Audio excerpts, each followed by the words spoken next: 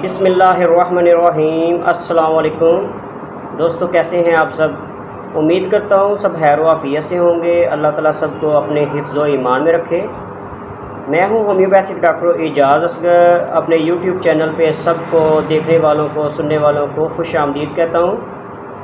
आज का मेरा टॉपिक है कि पेशाब के बाद कतरों का आना। अक्सर देखा गया है कि जब एक 13 से 14 साल के जो बच्चे हैं वो इस मर्ज़ का ज़्यादा शिकार हो रहे हैं। उसकी सबसे बड़ी वजह जो होती है वो होता है कि फहाशी फिल्मों का देखना, ड्रामों का देखना या इस तरह के और नावल्स वगैरह पढ़ने की वजह से जहन के ऊपर जो है ना वो बुरे असरात पड़ते हैं, जिसकी वजह से नौजवान नस्ल जो है ना वो तबाह हो रही है और मशर ज़नी इख्तिलाम जैसी अलामात लेके सामने आते हैं। तो ऐसे अफराद जो है ना इस मर्ज़ का जो है ना शिकार होते हैं। उनको पेशाब के बाद जो है ना वो कतरे आते हैं और जिनके साथ प्रोटीन और मनी खारिज होती है, जिसकी वजह से इनको दिन ब दिन जो है ना वो कमज़ोरी महसूस होती है।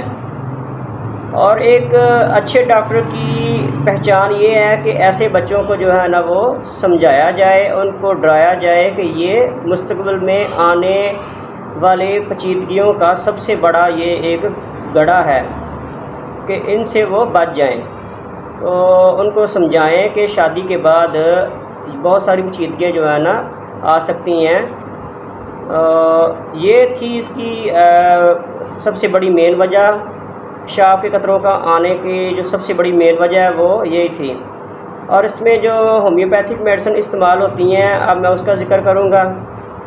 सबसे पहली जो मेडिसिन इस्तेमाल होती है उसका नाम है एसिड फास्ट। एसिड फास्ट का इस्तेमाल इस वक्त किया जाता है जब मैदा की ख़राबी की वजह से पेशाब के साथ मनी के कतरे आते हैं। तो आप एसिड फास्ट 3x में मरीज़ को सुबह दोपहर शाम आधे कप पानी में 5 से 7 कतरे इस्तेमाल करवाएं। 1 से 1.5 महीना मरीज़ को आप इस्तेमाल करवाएं, इंशाल्लाह बेहतरी आ जाएगी। दूसरी मेडिसिन का नाम है स्टेफिसाइगरिया। स्टेफिसाइगरिया जो है ना ये मेडिसिन इस वक्त इस्तेमाल की जाती है जब अफराद के जहन के ऊपर जिनसी ख्यालात का गलबा छाया रहता है। हर वक्त जिनसी ख्यालात के पीछे भागते रहते हैं और जमा करने की ख्वाहिश रखते हैं। तो ऐसे अफराद के लिए ये मेडिसिन बहुत ही मुफीद है। तीसरी मेडिसिन जो कि इसके लिए इस्तेमाल होती है वो है सेलेनियम। सेलेनियम का इस्तेमाल इस वक्त किया जाता है जब मादा मनविया बहुत ज़्यादा पतला हो, जिसकी वजह से वो पेशाब के साथ खारिज होता रहा हो।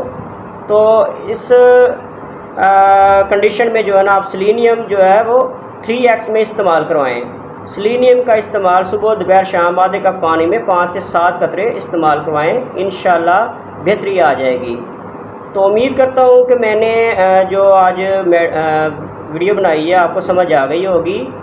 तो चैनल को सब्सक्राइब, लाइक और शेयर ज़रूर कर दीजिएगा और दुआओं में याद रखिएगा। अल्लाह हाफिज़।